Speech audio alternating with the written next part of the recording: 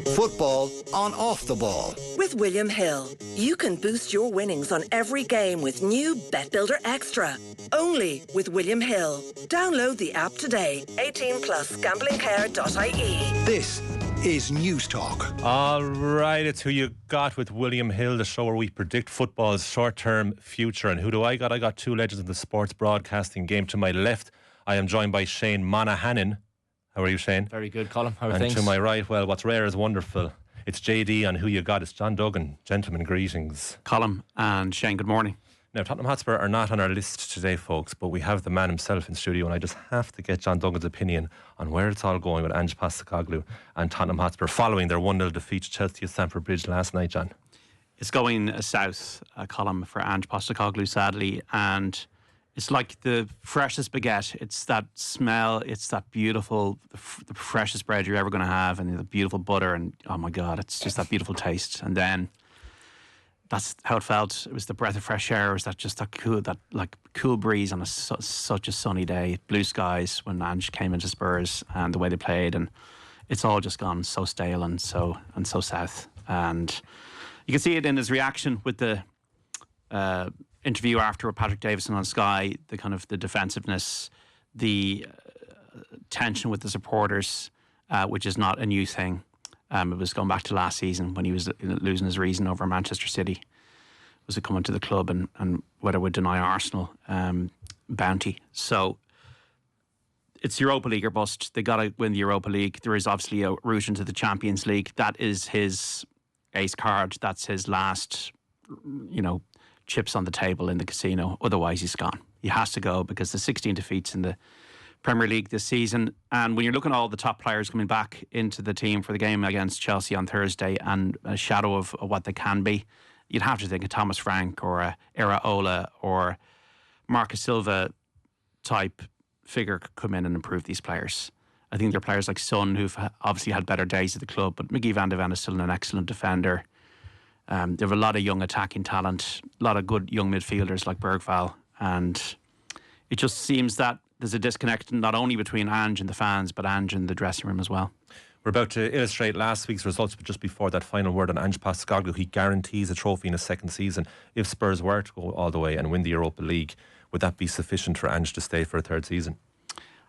I don't blame Ange. I'm not blaming Ange for this. I do think it's a higher altitude than he's been used to, and I think he's been found out a bit at this altitude. But it's everything when you're looking at to apportion, if you want to use the word blame, it's all on the board and Daniel Levy, because they're not running the club in the way I would certainly want them to run it. And they came out with a statement this week saying that you can only spend what you have.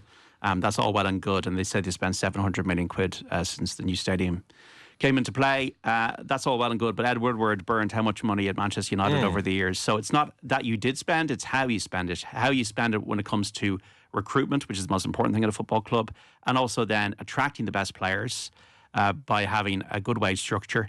And ours at Tottenham is inferior to Arsenal and Chelsea's. It's a wages to turnover ratio of just over 40%, the lowest in the Premier League. So look, you can spend the money, but if you're not spending it on proper recruitment, not poor recruitment, and if you're not spending it on competitive wages, you're going to be where Tottenham are. And the board deserve the blame. They struck gold with a manager called Mauricio Pochettino, who brought them to second in the league in a Champions League final, and then they sacked him. And nobody's ever been held accountable. To be fair, they did a lot of great work before then, but since then, it's all been the board's issue, and they are not taking responsibility. So whether it's Ange or somebody else through the revolving door, unless the club changes its mindset or gets equity in or sells the club, nothing's going to change at Tottenham, and that's why I'm completely detached from the thing. Poch and Spurs are like Ross and Rachel. They will be back together is my prediction. All right, let's look at last week's results, shall we? We'll illustrate that. On screen, it was FA Cup quarter-final weekend. A variety of predictions occurred, and we'll get them up there. Can we? The results from last week?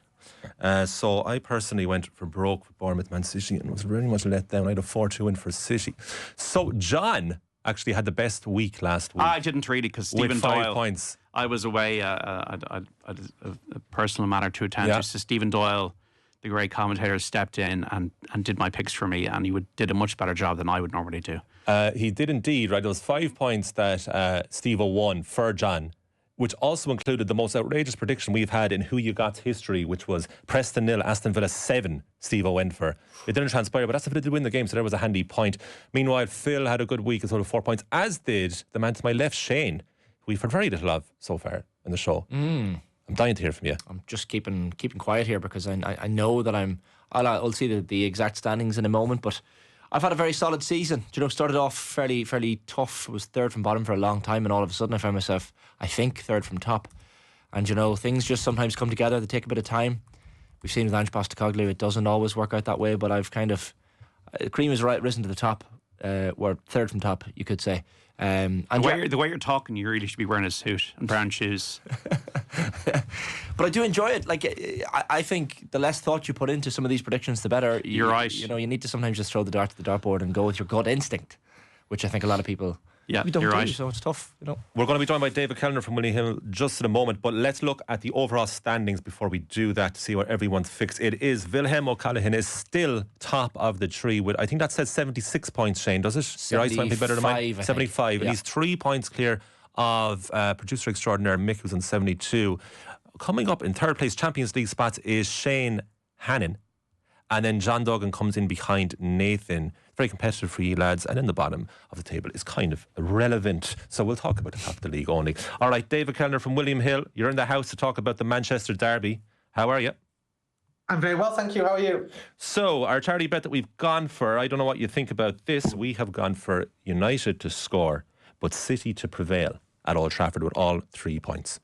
What do we think? Yeah, I think it's a fair bet. You'd expect City to go to Manchester United and win. City playing a little bit better. I know they're without Erling Haaland, but Omar Mamouche has come in and he's really performed with credit. He's scored in his last 2 Premier League games. He could easily score against United, I think. If you're looking at that specific bet, Manchester City to win the game and both teams to score, in essence, is available at 27-10. There's one bet that stands out to me in this match, and that's Savinho to grab an assist in the game, which is available at 16-5 with William Hill. He's got 8 assists this season. 6 of those assists have come in his last 10 games. And I think he'll be a creator on Sunday afternoon. Of course, Bet Builder winnings boost available on this game, so you get a 25% boost on your Bet Builders, and Impact Sub is available as well. Yeah, I like that charity bet. I think that City should go to United and win it. And I'd give United a goal, but if they're going to score United, I guess the question is, who's it going to come from? Well, that's the pertinent question, because it nearly came from Harry Maguire against Nottingham Forest midweek at the City Ground, where he came on as a super striker and had a shot cleared off the line, and that is the problem. There's really no goals coming from United. I'm going to ask my colleagues here, David, first of all, is that the bet that we want to go on here, charity bet? As I made it on our behalf, United to score and City to win. Are we happy with that before I ask David for an alternative? Shane? Yeah, look, I'm happy with it. I've opted for 2-2 in this game. I just feel like United, although in defeat against Nottingham Forest, showed a little bit more. They were on a decent run before the international break. Probably came at the wrong time, the international break for them, in fact. And you want a bit of momentum. Europa League is obviously the be-all and end-all for them, but they won't want to lose against Manchester City, especially at Old Trafford. A City without Erling Haaland, as has been pointed out. So I wouldn't go against that. It could well be a City win. I'd expect goals in this game. 2 teams that have kind of let off the leash somewhat. United don't really have much to play for in the league. City, of course, will still have bits to play for, and the FA Cup will be high on their priority list as well. But when you look at the predictions that we've all gone with, I think City to win and both teams to score is potential. I think City will win, but I went for a 2-0 win for City. Where the goal is going to come from for Manchester United. I think City will own the ball. They've got 73% possession against Leicester. Look, Gary Neville said it kind of correctly, I think, during the week. City are having an off-season, and to be having an off-season and to be still in contention to qualify for the Champions League, which I'd expect them to do, and to possibly win the FA Cup would not be a bad season. And like, if you took Manchester United's name off the club that is playing at Old Trafford right now, who would tell me in an A versus B game with no other team, so once again, you like 2 blind teams to like a test, if it's Brighton or Crystal Palace or Fulham or Brentford or Bournemouth, you might not be able to tell who the A team is. And that's the issue with Manchester United. They're living off their name. They're heading for their worst ever Premier League finish ever. And Ten Hag's was the worst. And they've had 13 defeats in the league this season. So I think City are still a class above. And I know they won the game at the Etihad, but I think that was just a bit of a sugar high in Amarim's early reign. and obviously Diallo got the winner there. And City were really bad at that period of the season. I do feel City have perked up a bit. David, which is the riskier bet, City to score without United scoring or scoring? Yeah, I think the riskier bet for me is City to win and both teams to score in the match. And I think you pinpointed the problem with Manchester United. The most likely player to score the other night was Harry Maguire potentially, and I know Bruno Fernandes is probably. He's still Manchester United's talisman, isn't he? And I think the business they did in the summer transfer window was not good enough. They need to keep hold of Fernandes. I think he'll have at least a shot on target in the game, Bruno Fernandes. But I'd say the riskier bet is to think that Manchester United are going to score in the game. I think the safer bet is backing City to win the game without conceding. Okay, so we'll go 27-10, City to win, United to score. Anything else we should look out for, Dave, this weekend? Yeah, there's a really nice bet builder in this game, I think. I mentioned Savinho to assist. I'd throw that into a bet builder with Marmoush to score. Obviously got those 2 goals in his last 2 Premier League games. Scored in the FA Cup before the international break as well. So I'd throw him in to score in the game. And I mentioned Fernandes. For him to have a shot on target, I think he's a pretty safe play in this match. Had a couple the other night against Forest, got 3 shots on target recently against Arsenal as well. If you throw those 3 together, Marmoush to score, Savinho to assist, and Fernandes to have a shot on target, and use that bet builder winnings boost, which has 25% to the bet, that pays 13.75 to 1. So that's the bet builder that I'd be looking for. Qualifies for impact sub as well. So if your player goes off, the bet rolls onto the player coming on. I think that's a really nice bet builder for this weekend. And yeah, my eye is on the Manchester derby. It's lost a little bit of its luster with Manchester United not in any sort of form this season, and City underperforming as well. But it's always a good game to watch. Dave Gilner, William Hill, thank you very much. Enjoy your weekend. Thank you. We'll resume our chat here ourselves, lads, with this Manchester derby. We might put up the predictions that we have in-house here for United versus City at Old Trafford. So, we've got Mick McCarthy has stuck his head out here and is saying that Ruben Amorim's side will prevail 2-1 at Old Trafford. We have a draw from Nathan and also a draw from Shane Hannon. The rest have City victories here. So, Shane, why do you think it'll be 2-2? To be honest, I just saw different things in the Forest defeat, and albeit it was a defeat that gave me a little bit more positivity. Mason Mount came off the bench and showed a little bit of liveliness in the short period he was off the bench. I like Bruno Fernandes in the deeper role. There were a couple of negatives as well, like Patrick Dorgu seemed to give the ball away every time he got the ball the other night. He just had a really, really poor day of the races. The other thing is, like, Rasmus Højlund wasn't used from the outset. He's coming out of an international break where, you know, he scored for Denmark, a little bit of confidence there, albeit Portugal progressed on aggregate. But Højlund, when you're asking, you know, who's going to score the goals for Manchester United, Højlund, with a little bit of rest from the game during the week, will certainly be a talisman. He again was the only man making those runs in behind and showing something from a striker's perspective when he came off the bench. Garnacho was really poor at the City ground during the week, and, you know, a lot of wayward shots that he tends to do. And look, one in maybe 20 of those comes off for Garnacho and ends up in the top corner. So I understand why he does it, but it just the efficiency isn't high enough for him to be attempting that left, right, and centre. And then, like, from a defensive perspective, there are some positives there. I think Matthijs de Ligt has been a real positive in recent months, and yet the Anthony Elanga goal, I know Rio Ferdinand kind of was given out about, you know, I think he blamed 3 Manchester United players for not taking out Anthony Elanga, and certainly in hindsight that's what they should have done, but obviously they weren't to know that he was going to run the entire length of the pitch essentially and score. But I'm seeing some positives. I do think the Europa League is obviously the be-all and end-all, but you're not going to win the Europa League if you're in abysmal form in the league. So I think Amorim's going to be like, week in, week out, we have to be getting results, we have to be putting in performances, or else the Europa League is not going to happen for us. So I do think they're going to get something. What about the argument that, say, like Sevilla would regularly win the Europa League and they wouldn't be the best domestically? Is there an element for saying that? A bit like Ronan Logar and La Rochelle, there's a bit of escapism in the form of Europe. Yeah, possibly. Sevilla are just those cup specialists. I certainly wouldn't put United in that cup specialist category. And maybe it's an excuse to start getting results, and Amorim in the dressing room is going to be saying things like, you know, we just got to build momentum here. And sometimes that's all it is. Like, the momentum was building before the international break, and United all of a sudden they weren't world beaters, but they were showing some positive signs, like the other night, ironically, in a defeat. I don't know. I just I think we're forgetting the fact that this is a City team that certainly has flaws, 100% has flaws this season. I'm discounting United's many flaws for the moment, but City without Erling Haaland, look, naturally Omar Marmoush is going to be a dangerous enough fella to come in and replace him. Some player, isn't he?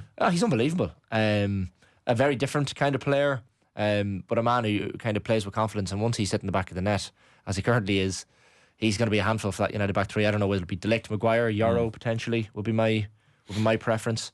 So yeah, I see a pretty exciting game, albeit as Dave said, it's kind of lost a bit of its lustre. JD, you and I have gone for a City win here. The last time this game was at Old Trafford in the Premier League was actually all the way back in October 2023 when it finished United 0 City 3 on the day. Erling Haaland scored twice that day, of course, is unavailable. The other goal scorer that day was Phil Foden, who was slightly out of form this season. This corresponding fixture this season, JD, was a mad game. It was a mad game. Where United won through Ahmad, who's no longer available. That's right, she scored very late in the game. Remember, did a commentary of it on Off the Ball. Just looking at City, look, I know they don't have Rodri, but I do feel they're not as bad as they were. Diaz is back in the team now. They've obviously made signings like Gonzalez and Marmoush has come in. Jack Grealish had a confidence booster tonight with the goal, first in over a year in the Premier League in a Manchester City jersey. Oscar Bob is back now as well from his injury too. So I still feel that City, I think the injury profile is better. I still think they're very good with the ball. And as I kind of have said all season with Manchester United, if you took the name off the front of the house and front of the shop, what have they got? I think they will improve under Amorim, but it'll probably be with a completely different set of players. So I like the whole idea of Manchester United, Old Trafford being a fortress is over. So I think if City can own the football, I think they can definitely make hay. I'm going over to Bilbao for the Europa League final. Oh, only going over to Bilbao for the Europa League final if Manchester United are there, but it would be quite an occasion to have Man United and Tottenham in a game to play. You know, a game where two teams have been abysmal. You'd have to go. We'll make it an OTB Saturday midweek. I think it's midweek. It's Wednesday, 21st of May. Yeah. But it would be amazing because two teams who've been completely in the doldrums all season, and all of a sudden they could find themselves in a one game shootout for a Champions League place next season. Yeah. So that would be a lucrative and a trophy, game. And a trophy. So yeah, that could be a classic. Just lastly on this game before we move on to Everton, Arsenal, who will be at the club longer, the respective clubs, Ruben Amorim or Pep Guardiola? I don't think Guardiola will stay that much longer. You mean who will be there long, as in from this point onwards? Who's going to go first? Who's going to go first? Well, I know the bookmakers have, I think, Amorim third or fourth favourite to be third favourite, I think, after Van Nistelrooy and Postecoglou to be gone next. But it's a long enough shot. It's 20-1 or something. You know, he just needs to build some results. I think Amorim's going to be there for. I don't think they're going to get rid of him anytime soon, unless they have an absolutely disastrous end to the season. Pep Guardiola, I'm not sure if he did a bit of Jurgen Klopp when Klopp replenished the midfield before he left and decided to leave and said, I'm going to see out the rest of the season. Signs those players in January who do look impressive. You touched on Marmoush. I have a strange feeling that Guardiola is thinking, I've done my time here. Well, should Ilkay Gundogan be wearing a Manchester City jersey really anymore? Never go back. Yeah, so I don't know. I think with Guardiola, I think he's a project guy. What's the next thing? And I think he was hurt by that run in the middle of the season when it all went so wrong and all those defeats in a row. But what does he want to do? Is he going to manage Spain as somebody from the Catalan area of Spain? Does he want to manage Brazil? I mean, in the future, I suppose what is the next opportunity for him will determine, I think, how long he stays. Where else there is he's done Spain, he's done Germany, he's done England. I mean, is Italy strong enough to be winning Champions League? So where does he go? I mean, I think that's the thing will determine, because you can't see Guardiola being a TV pundit. No. So what's the next thing? And if the next thing isn't there, that's why he might stay at City. But I do kind of agree with you. I think the work is done at City. They won the treble. They won the Champions League. There's not much to do there. I don't think he even needs to build a legacy there. And there's been such negativity around the club, in the commentary around the club, that's, I'm sure, hard to be immune to when you're so obsessed about the game. Yeah, well, Messi, Xavi, Iniesta, Yamal, Pedri, Gavi. Maybe he go back. He could, but I also wonder, like the Klopp news caught us so off guard. I wonder, you know, there is a chance that people within Manchester City, within the first team squad, know already about Pep Guardiola's future. There's every chance in the world he could turn around to a squad in the middle of a season or even around about now and say, lads, this is going to be it for me. Let's go out and high and win the FA Cup and finish the season strongly. Obviously, I mean, maybe he wants to stay with all the charges incoming.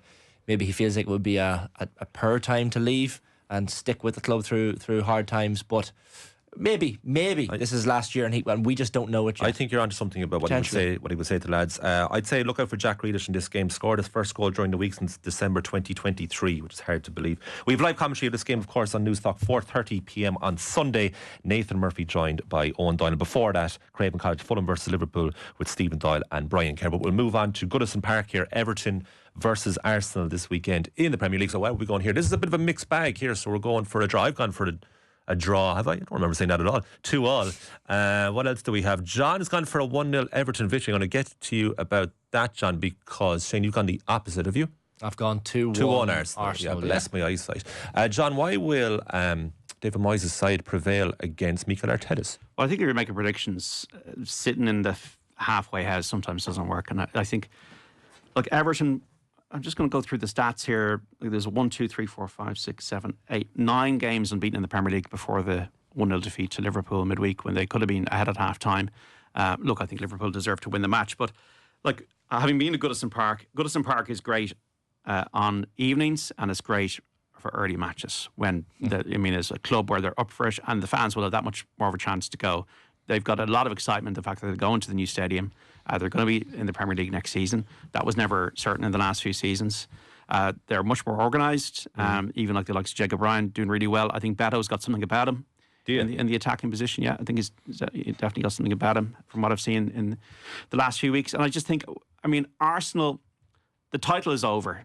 With every Liverpool win, the title, there's more nails in the title coffin. So Arsenal got Real Madrid. They've no Gabriel for that game. Massive. I know they're going to try to win at Goodison, but surely subconsciously Real Madrid will be in their head because it's pretty comfortable that they're going to qualify for the Champions League. So the most important thing for Arsenal is to try and win the current competition. Therefore, going to Everton early Saturday kickoff, it's not that they won't fancy it. It's not a Stoke City argument, but I just feel Everton might be able to sneak it if they can get ahead and then have a low block. We're all, I suppose, we're collectively unsure as a team because we've all gone for different scores or different outcomes. All three outcomes are represented between the three of us here. Like you say, John, Arsenal pretty much have Champions League secure. They have a 10-point cushion. They're down to 5th and 6th place. John also touched on it there, Shane. Like, no Gabriel is massive. Real Madrid, Champions League quarter-final, first leg on Tuesday as well. Yeah. What are they going to do with the back four? So we'll say Miles Lewis-Skelly left back. You'll have Zinchenko and Kieran Tierney as options in the backup. Yeah. We'll have Saliba as one of the centre halves. You'd imagine Yuri and Timber will play right back, but there's no Ben White, no Tomiyasu. That would leave Kivior playing centre back. Now, Kivior centre back against Real Madrid's front line, you'd worry. Yeah. You'd also worry about Thomas Partey, who Arteta seems to love playing at right back. He really struggles against pacey and skillful wide forwards, and you're not going to get any better than the collection that Real Madrid have. What do you do there in the absence of Gabriel against Real Madrid now? And I suppose that ties into the game at Goodison Park, because you should probably play the same back four away to Everton that you will play against Real Madrid, so that they're used to each other. Do you is the question. Well, I think you have to have some sort of momentum and understanding of each other, because whoever's going to come in, it's not going to be a regular lineup, because Gabriel and Saliba play all the time.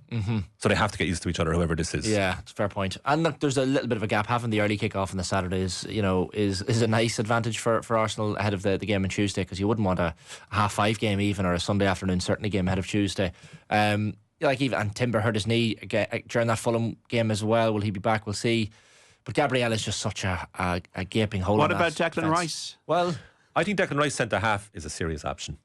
I really do, right? The options of midfield, right? Obviously. So who goes into midfield then? So you have Partey and Odegaard. Is it Jorginho? At the moment? Jorginho would have the status and the self-belief to play against Real Madrid. Or they could even play Marino in there, and then who's play up front. Well, that's it. Yeah.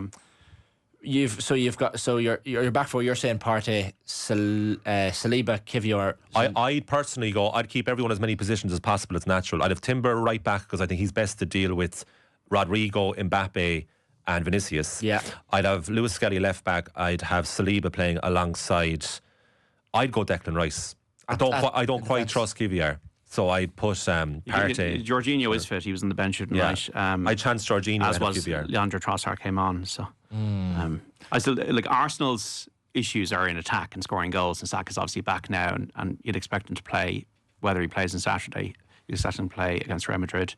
But they can't, if they got issues scoring goals, they can't suddenly start leaking on the other side. And so therefore, maybe they put their best player, if you think Rice is their best player, into a more defensive position. I don't really think, can they go 3 at the back and put Rice as one of the I don't think he does that. I think that's an Arteta thing. But Shane, one player he wouldn't mind having the option of is old Jake O'Brien there, who suffered his first defeat from starting with Everton midweek in the Merseyside derby. He played okay, but like, what a revelation considering the start of the season it looked like Jake O'Brien had made the incorrect move from Lyon to Everton. Yeah.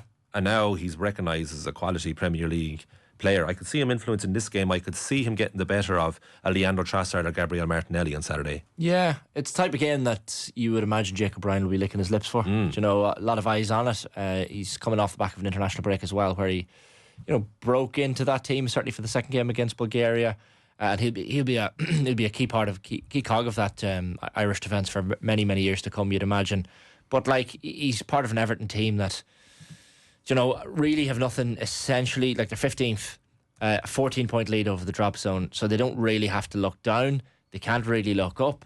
So from a David Moyes perspective and an Everton perspective, it's just hard to know where this game fits for them. Obviously, you have to keep motoring along towards the end of the season, but you're playing in that position that certainly has one eye on Tuesday night, and I think you're right. Like, looking at that potential Arsenal team, Jake O'Brien could have a big role to play. James Tarkowski potentially, you could say, lucky to be involved in this one whatsoever. Jesus, it was a horrendous tackle. But it's more on the officials for me. It is. Well, we could sit here for the rest of the day and talk about it.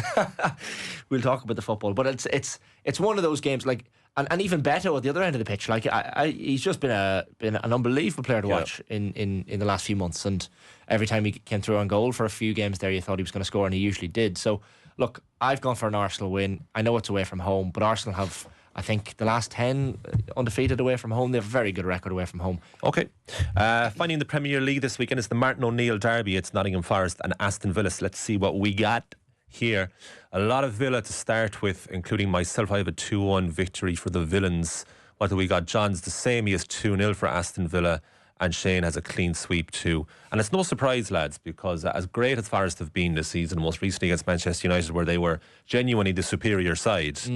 As John says, if Manchester United weren't labelled with the club name, you would say this is a bang average Premier League team that a good team is taking advantage of. But Aston Villa, how about their performance and result midweek? They go down south to Brighton, they win 3-0, and all 3 January signings score. Yeah. What's happened, Shane, particularly with Marcus Rashford? What's going on here? Well, everyone's turning around and saying, he's all of a sudden playing with a smile on his face. I don't know if that says more about Rashford than anything else. Like, the man was earning a heap load of money to play at Manchester United and just hadn't been doing it in the last year or so. And he's just shown what he can do, which I think is going to frustrate Manchester United fans even more so, because you're seeing this man all of a sudden get among the goals. He was already among the assists in his first number of games at Villa. I'm surprised to see those predictions, and this is a strange thing to say because I've gone for Aston Villa to win this game 2-1, but I think only one of us went for Forest to win this game, which I think Let's see it again there, the graph for this match for Aston Villa Nottingham Forest. Yeah, you're right, Nathan. Which is interesting in itself. I know Forest are away from home, but they were still good in that win against Manchester United during the week, and ultimately it was a win against Manchester United, and could have been a tricky enough game for them, but it wasn't ultimately. I don't know, two former European champions facing off, 2 former European titans. Yes, yeah. There's a lot of history with these two teams. 70s and 80s. Like, when you look at the table of Villa, 48 points, they still have loads to play for, albeit one eye again in the Champions League. Forest 57 points in third. It's looking more and more likely that Forest, I don't want to speak too soon, there's still 8 games to play, but Forest are picking up enough points to, in 2 or 3 games time, if they can get a few more wins on the board, they should be okay. I tell you what, boys, thank God for that middle section of the Premier League to keep this thing interesting, because there's very little between 4th and 10th place between Chelsea and Bournemouth. Of course, Aston Villa also the Champions League quarter-final first leg to contend with. On Wednesday night, they're away to Paris Saint-Germain. Marco Asensio has been the revelation of since January. He doesn't start games, but he comes on and proves extremely effective. So yeah, we're going for Villa here between the 3 of us, and then finally it's actually happening this afternoon.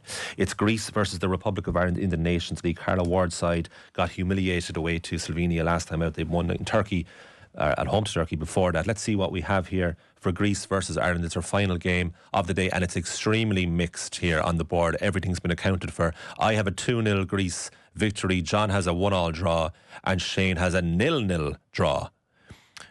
John, I'm a bit worried about the future of this Republic of Ireland side. Once Katie McCabe turns 30 in September, Denise O'Sullivan has just turned 31. We're very reliant on those two. What's next for this Irish side?